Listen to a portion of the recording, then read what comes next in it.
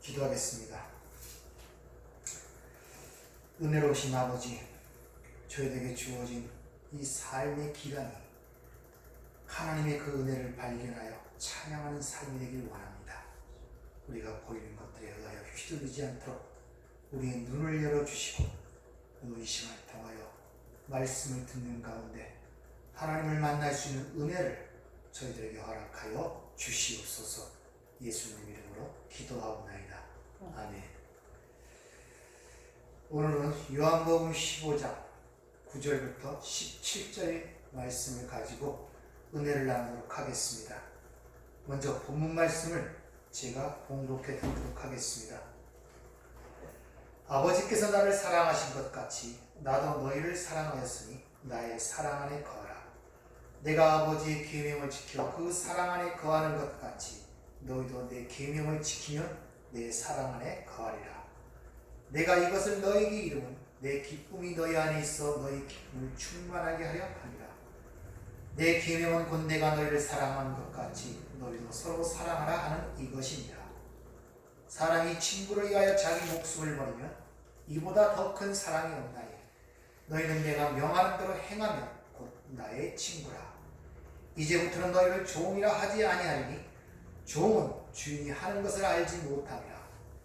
너희를 친구라 하였노니 내가 내 아버지께 들은 것을 다 너희에게 알게 하였습니다. 너희가 나를 택하는 것이 아니요 내가 너희를 택하여 세웠나니 이는 너희로 가서 열매를 맺게 하고 또 너희 열매가 항상 있게 하여 내 이름으로 아버지께 무엇을 구하든지 다 받게 하려 함이라. 내가 이것을 너희에게 명하면 너희로 서로 사랑하게 하려 함이라. 아멘. 농부의 유일한 소망은 열매를 맺는 것입니다. 만약 열매를 맺지 못하면 농부의 그 수고와 애씀과 땀이 다 헛것으로 돌아가기 때문에 그래요. 근데 오늘 요한복음 15장을 시작하면서 그 농부는 하나님이시라고 주님이 친히 말씀하시는 것을 볼 수 있죠. 따라서 하나님이 원하시는 열매, 그것을 우리가 무엇을 의미하는가를 잘 알아야 신앙생활의 올바른 지향점을 우리가 알 수 있고 또 올바른 신앙생활을 할 수 있다는 것입니다. 누차 여러분에게 말씀드린 것처럼 그 열매라는 것은 이 세상에 생각하는 어떤 착한 일, 선한 일, 또 굳이 않은 일, 다시 말하면 도덕적, 윤리적 그런 것을 의미하는 것이 아니라 하나님께 온전히 순종하여 하나님과 연합되는 것을 의미합니다. 그것을 거룩이라고 하고 그걸 또 다른 부분으로 자기 부인이라는 것을 여러분에게 말씀을 드렸죠. 그러므로 우리는 이런저런 생각과 이런저런 말씀을 통해 볼 때 우리는 스스로 열매를 맺을 수 없는 것은 분명한 사실입니다. 따라서 하나님이 요구하시는 열매는 하나님이 맺을 수밖에 없다는 것입니다. 그러나 그렇게 열매를 맺는 과정, 그 과정 속에서 성도들은 몸으로 살아내면서 그 하나님의 열심과 은혜와 사랑을 경험하고 체험하게 된다는 것입니다. 그러므로 하나님의 백성인 성도의 성화는 100% 하나님이 하시는 것이지만 그게 자동적으로 완성되는 것이 아니라 바로 100% 그 과정을 우리는 몸으로 겪어내면서 그것을 통과해내야 합니다. 그래서 계시록 7장 14절에 보면 인친자들 14만 4천이라는 그런 숫자가 나오는데 그들이 누구인가를 이렇게 표현합니다. 큰 환난을 통과하여 나오는 자, 이렇게 표현합니다. 또한 이사야 48장 10절에 보면 너를 고난의 풀무에서 내가 택하였노라 이렇게 말씀하시는 이유가 바로 거기 있는 것입니다. 따라서 성도의 거룩이라는 것은 이미 에베소 1장 6절에서 1절 4절에서 우리가 배운 것처럼 이미 창세 전부터 하나님이 계획하시고 그때부터 시작되는 것이지 이 땅에서 얘기하는 것처럼 정하고 부정하고 깨끗하고 더러운 것으로 어떤 자격과 조건을 평가하고 판단하는 이 선악 체계 아래 있는 이 세상에서 맺어지는 것이 아님을 여러분들이 꼭 명심을 하셔야 돼요. 그래야 여러분들이 율법주의에서 벗어날 수가 있는 것입니다. 따라서 성도가 이 땅에서 맺는 열매는 필연적으로 하나님과 연합된 관계에서만이 그 열매를 맺을 수 있다는 것입니다. 그 하나님과 연합되는 과정 속에 거기에 따르는 것이 바로 자기 부인과 온전한 순종인 것입니다. 즉 자기만을 위해 살고 자기의 행복과 만족을 위해 살던 그 자리에서 내려와 이제 하나님만을 사랑하고 하나님에게 순종하는 자리로 내려가는 것이 바로 우리가 삶의 열매라고 할 수 있는 것입니다. 우리는 이 신앙생활을 통하여 하나님을 알고 하나님의 그 은혜와 사랑을 알아가는 것이 신앙생활의 목적이지 우리가 요구하고 원하는 계획을 성취하는 것이 신앙생활의 목적이 아님을 여러분이 분명히 아셔야 됩니다. 따라서 이러한 과정 속에서 자신을 부인하게 될수록 하나님을 의지할 수밖에 없고 그 의지가 깊어질수록 하나님께 순종하게 되고 순종이 깊어질수록 하나님의 연합이 이루어지는 그러한 상태를 사랑이라고 그렇게 얘기합니다. 따라서 우리는 이런 삶을 살면서 이 땅에서 하나님과의 연합되는 과정을 통하여 자기가 부인되는 그런 과정을 겪을 수밖에 없기 때문에 필연적으로 우리에는 그것이 고난으로 다가올 수밖에 없는 것입니다. 이런 말씀을 드리면 대부분이 우리가 어떻게 그렇게 살아 하고 걱정하시는 분들이 많지만 그래서 먼저 하나님의 은혜와 사랑을 알라고 여러분에게 말씀을 드리는 것입니다. 뿐만 아니라 이런 일은 하나님이 창세전에 우리를 택하신 목적이기 때문에 하나님께서 그 일을 이루신다는 것입니다. 그래서 에베소서 1장 4절부터 6절까지의 말씀을 제가 한번 여러분에게 읽어드리겠습니다. 곧 창세전에 그리스도 안에서 우리를 택하사 우리로 사랑 안에서 그 앞에 거룩하고 흠이 없게 하시려고 그 기쁘신 뜻대로 우리를 예정하사 예수 그리스도로 말미암아 자기의 아들들이 되게 하셨으니 이는 그가 사랑하시는 자 안에서 우리에게 거저주시는 바 그 은혜의 영광을 찬송하게 하는 것이라. 이것이 바로 창세전의 하나님의 언약이에요. 따라서 하나님이 하시고자 하는 절대 실패와 실수가 없다는 것입니다. 따라서 여러분이 지금 환경과 여건과 내 자신을 바라볼 때 아무런 근거가 없다 할지라도 여러분이 진정 예수를 믿고 있다면 하나님께서 지금 그 일을 하고 있다는 사실을 확실히 믿으시기를 부탁을 드립니다. 한번 잘 스스로 돌아보고 생각들을 해보세요. 지금 나에게 닥치는 어떤 상황이나 사건들이 그전에는 원망스럽고 두렵고 또 불평하는 가운데 있었지만 지금은 알게 모르게 그걸 담담하게 받아들이고 있다면 지금 하나님의 뜻과 여러분의 뜻이 하나로 합쳐지는 과정 속에 있다는 것입니다. 즉 나에게 닥치는 모든 상황과 사건들이 하나님의 뜻 안에서 하나하나 이해되어지고 깨달아질 때 그것을 담담하게 받아들이는 그것을 열매 맺는 삶이라고 그렇게 이야기할 수 있는 것입니다. 그러한 과정 속에서 연단된 사람은 설사 죽음이 앞에 오더라도 그걸 담담하게 겸허하게 받아들일 수 있는 그런 모습을 갖추게 되는 것입니다. 그것을 순교라고 그렇게 이야기를 합니다. 우리 하나님의 백성들은 이 땅을 살아가면서 이런저런 모습으로 많은 수많은 순교의 경험들을 하게 된다는 것을 여러분이 아십니까? 왜냐하면 우리는 나를 위해 사는 자가 없고 나를 위해 죽는 자가 없다고 로마서 14장은 분명히 얘기하죠. 살아도 주를 위해 살고 죽어도 주를 위해 죽나니 즉 주 안에서 살고 주 안에서 죽기 때문에 사나 죽나 우리가 모든 게 주의 것이기 때문에 나를 위한 삶이 거기에는 전혀 개입이 될 수 없기 때문에 우리 삶 자체가 순교라고 할 수 있는 것입니다. 따라서 우리가 모든 이론을 파하고 모든 생각을 사로잡아 그리스도에 복종케 되는 그것을 곧 나의 순교라고 얘기할 수가 있는 것입니다. 그래서 계시록 6장 9절을 보면 하나님 나라의 백성들을 이렇게 기록을 하죠. 하나님의 말씀과 그들의 가진 증거로 말미암아 죽임을 당한 영혼들이 제단 아래 있다 이렇게 표현합니다. 그래서 우리가 가고는 그 하나님 나라는 바로 이 땅에서 자기 자신을 완전히 죽여버린 그런 자들이 오직 거기에 거하는 것이 하나님의 나라입니다.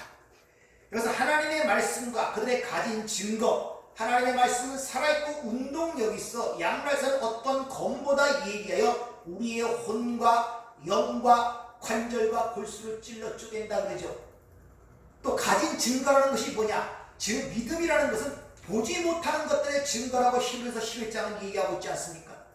그러니까 여호와는 그 하나님 나라를 바라보는 그 믿음을 통과하면서 죽임을 당한다는 거예요. 근데 거기서 죽음이라는 것은 일반적인 다나투스나 네크로스가 사용되는 것이 아니라 스파도라는 도살하다, 살육하다는 그런 단어가 거기 사용이 돼요. 그러니까 죽여가는 것입니다. 수동태입니다.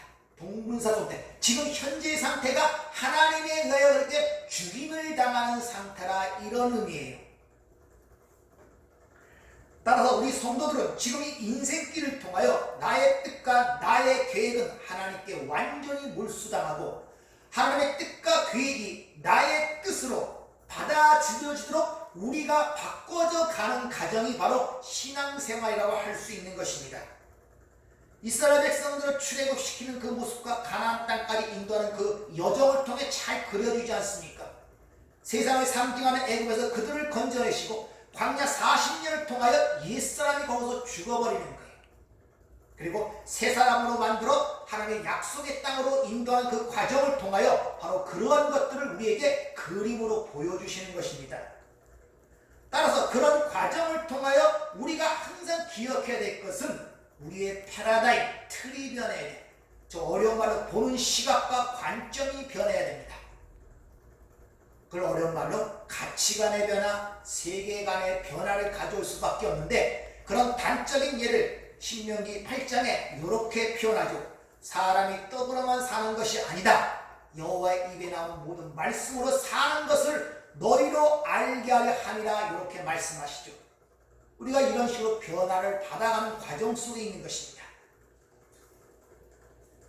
기독교는 그리스도인이라는 누구나 알고 있듯이 나의 계획과 뜻을 관철시키는 것이 그런 종교가 아닌 것입니다. 요새 흔히 많이 나타나는 것들 있죠. 긍정적 사고방식, 적극적 사고방식, 마인드 컨트롤, 또 믿는 자에게 능치 없다는 이런 구절을 갖고 여러 가지 심리적 방법과 그런 것들을 종교적 열심을 통하여 자신의 뜻을 관철시키려는 것은 다른 종교가 추구하는 것이지 절대 기독교가 추구하는 것이 아님을 여러분이 분명히 아시길 바랍니다. 기독교는 내가 죽고 예수가 사는 게 기독교입니다. 우리 기독교는 우리의 야망을 이루는 종교가 아니라 주님 말씀하셨듯이 자기 부인과 자기 십자가를 지고 머리 둘 곳이 없어 십자가에 달리신 그 예수를 나의 주로 고백하며 그 치욕을 몸에 짊어지고 영문 밖으로 나가 골고다로 향하는 것이 바로 기독교입니다.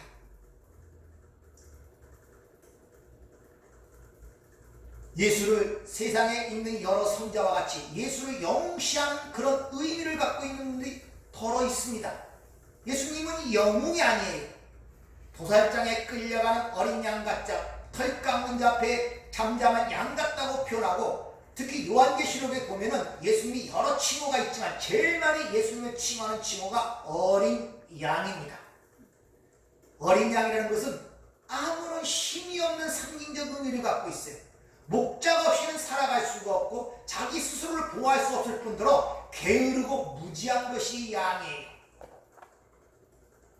그리고 또 주님께서 우리를 세상에 보내시면서 뭐라고 말씀하십니까? 내가 어린 양을 이리 가운데 보낸 것 같다 그러죠.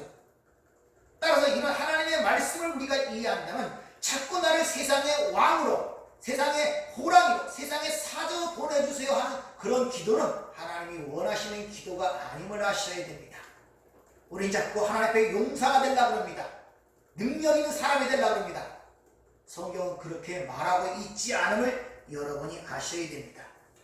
히브리서 보면 11장 25절에 보면 신앙의 모습이 어떤 것이 우리에게 그려지고 있는데 제가 한번 읽어보겠습니다.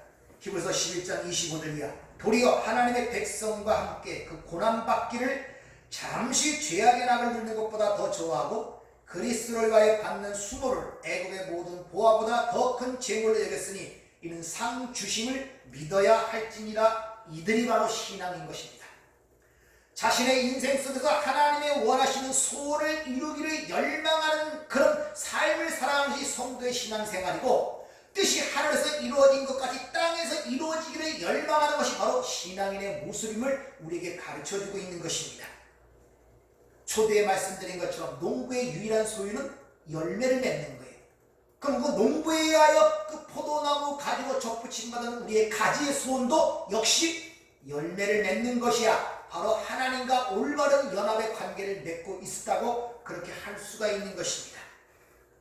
그래서 그 연합된 관계에서는 내 뜻대로 되지 않습니다. 왜? 농부는 하나님이시기 때문에 그래요.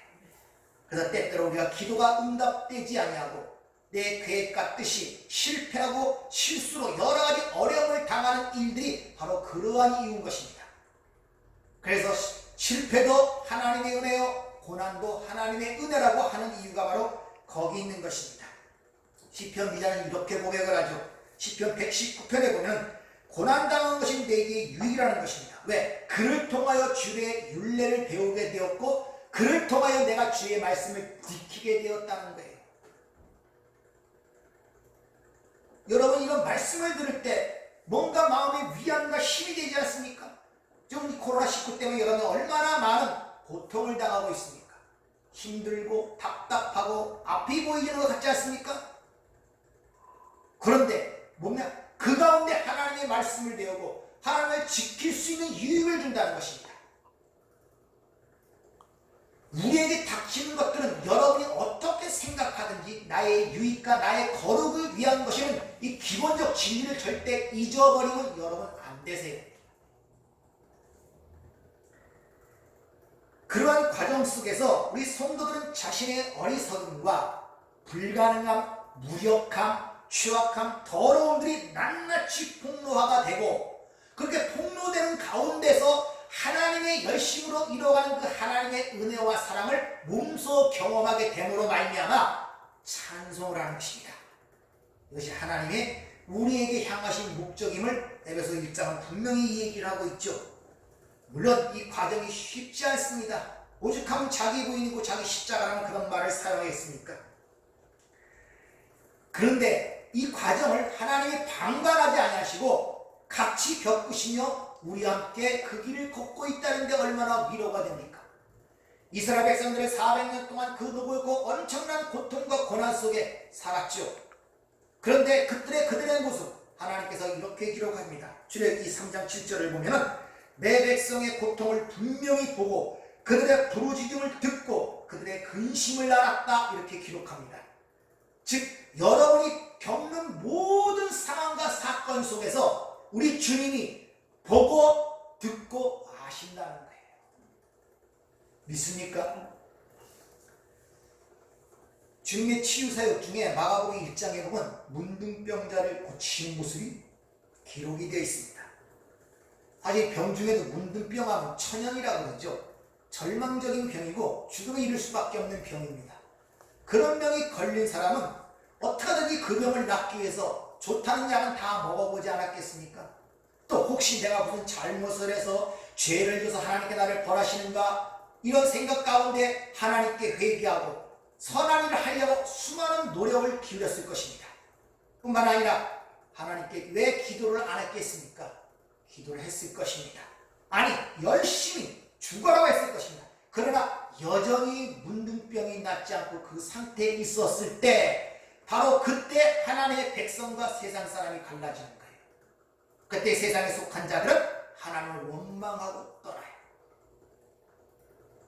그러나 하나님의 백성은 그 가운데서 많은 것을 알게 됩니다. 즉 하나님에 의하여 창세전부터 선택된 백성들은 그러한 과정을 통과하면서 하나님과 하나님의 절대 주권을 알게 됩니다. 하나님께서 우리에게 양보하지 않는 것들이 있는데 그 중에 시간과 때입니다. 그래서 때와 시간은 아버지만 하신다고 주님도 그렇게 얘기하시죠. 그러니까 아버지가 원하시는 시간, 원하는 때, 아버지의 능력으로 아버지의 소원을 이루는 것이 하나님의 방법인 것입니다. 그러면 우리 필연적으로 이 땅에서 하나님의 계획이 이루어지기 위해서는 우리의 소원과 계획이 실패를 당하는 경험을 당할 수밖에 없어요. 아무리 기도해도 그게 응답이 되지 않는 것 같고 내 계획은 막 실패하는 것 같고, 그러나 진정한 하나님의 백성들은 그런 과정을 통해서 내가 원한다고 해서 되는 것이 아니라 하나님이 원하셔야 되는구나, 나는 이런 하나님의 절대 주권에 승복하는 자리로 내려가게 된다는 것이죠. 지금 이 병자는 누구나 그렇지만 내가 병들었는데 하나님께 요구하고 고달하는 당연한 거 아닙니까? 그럼 어떤 사심도 있는가? 내 병 고쳐달라고 하나님께 아버지께 요구하는데 왜 그 나쁜 거겠습니까? 당연한 걸 요구하는데 그 요구의 당연한 주체를 자신이 아니라 주님께 맡기는 모습이 오늘 문둥병자의 모습 속에서 보여지는 거예요. 오늘 문둥병자의 치유 사건의 핵심은 바로 주님이 원하시는 당신의 뜻이면, 여기에 핵심적 메시지가 거기에 들어있습니다.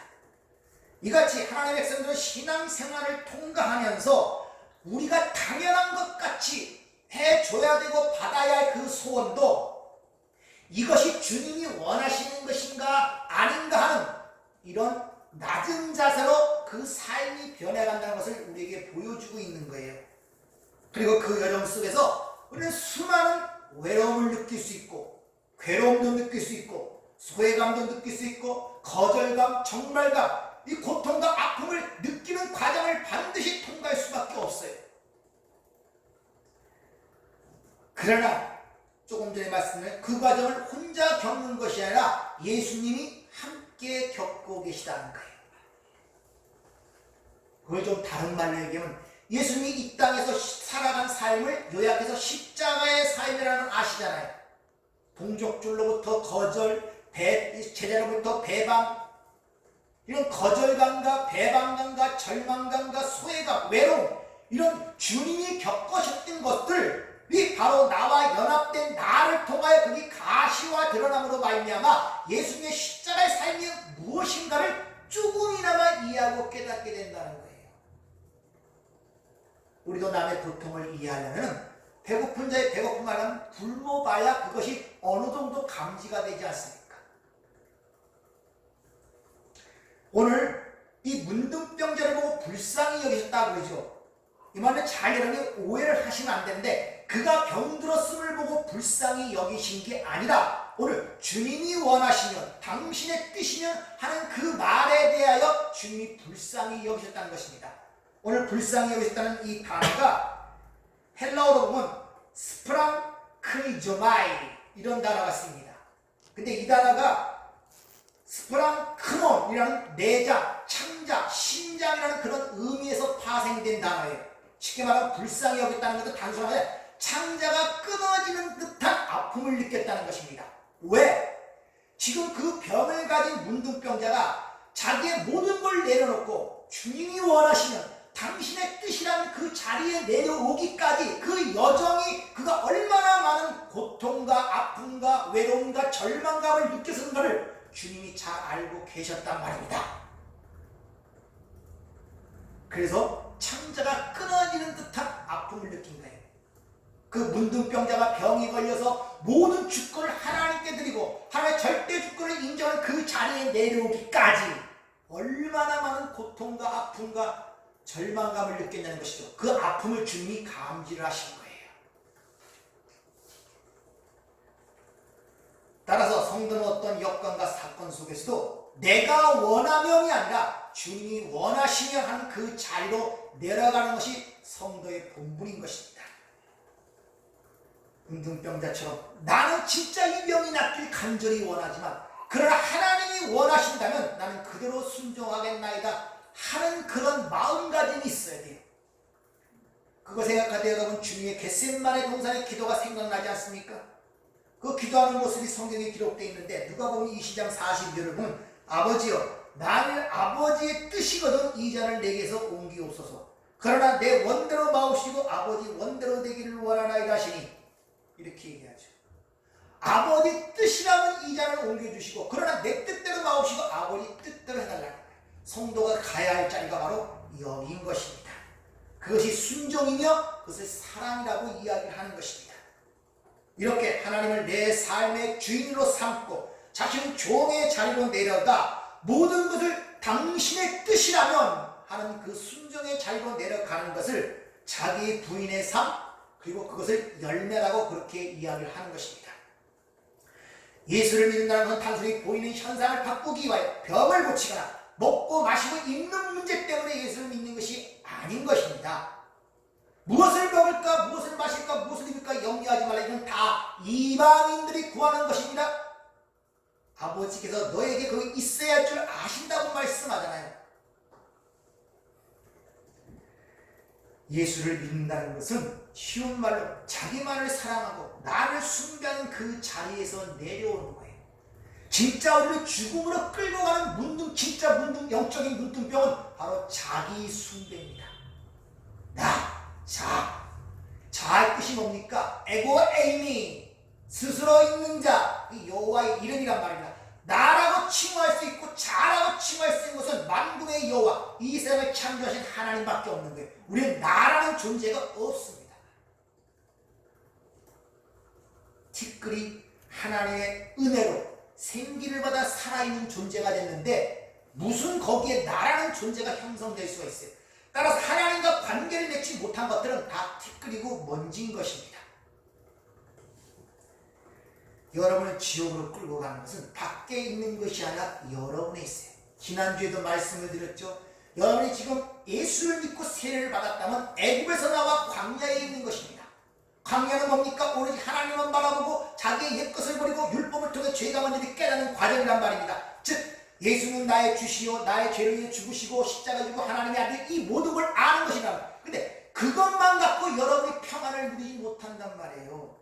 아는 지식 갖고는 절대 못 누려요. 여러분들, 내가 예수를 10년 먹고 20년 먹고 그래도 그 평안과 기쁨을 느끼지 못하고 이 세상부터 아직도 자유롭지 못하는 그 과정을 겪지 못하는 이유가 뭐냐? 바로 약속의 땅에 집어넣었음에도 불구하고 여러분 안에 있는 7 족속, 여러분의 자신을 몰아내지 못하기 때문에 그래요. 그걸 몰아내셔야 된단 말입니다. 그래서 사도 바울이 뭐라고 얘기합니까? 이 말년에 고백하는 얘기들이에요. 내가 죄인 중에 괴수로다.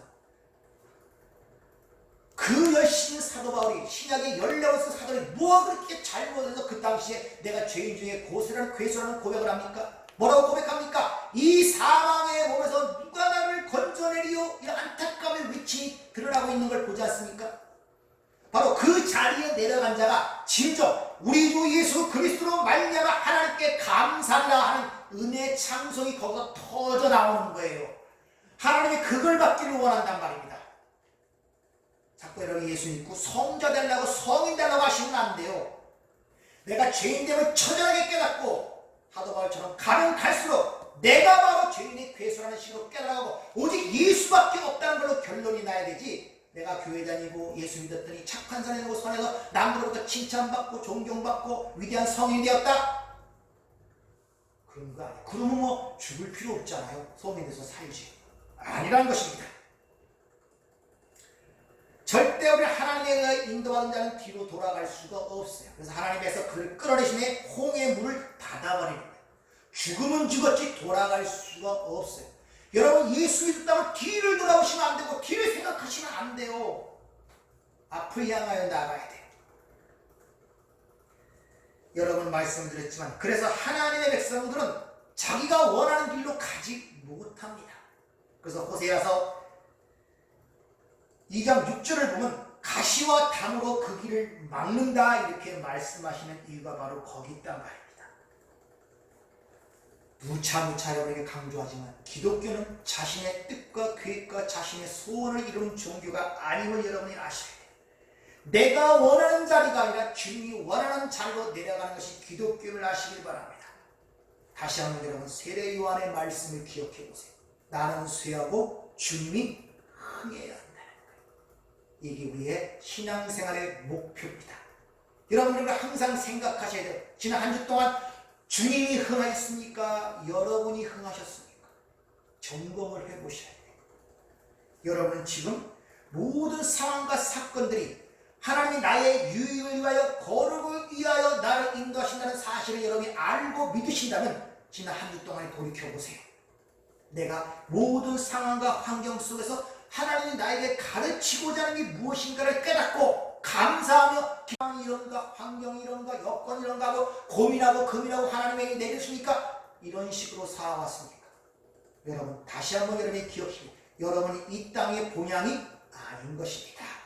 여러분의 신분은 하나님의 자녀이며 하나님의 백성입니다. 자신의 위치와 신분을 확고히 하세요. 또 이 말씀을 붙잡고 한 주간에 하나님이 나를 어떻게 유익을 위하여, 거룩을 위하여 나를 인도하시고 허락하시는가를 잘 보세요. 거기서 은혜를 발견하시고 거기서 찬송하는 한 주간이 되기를 주의로 부탁을 드립니다. 기도하겠습니다. 은혜롭고 자비로우신 아버지 하나님, 한 주간을 지키시고 또 한 주간이 우리에게 다가오는 가운데 있습니다. 하루하루 순간순간마다 어찌 하나님의 은혜가 아니겠습니까?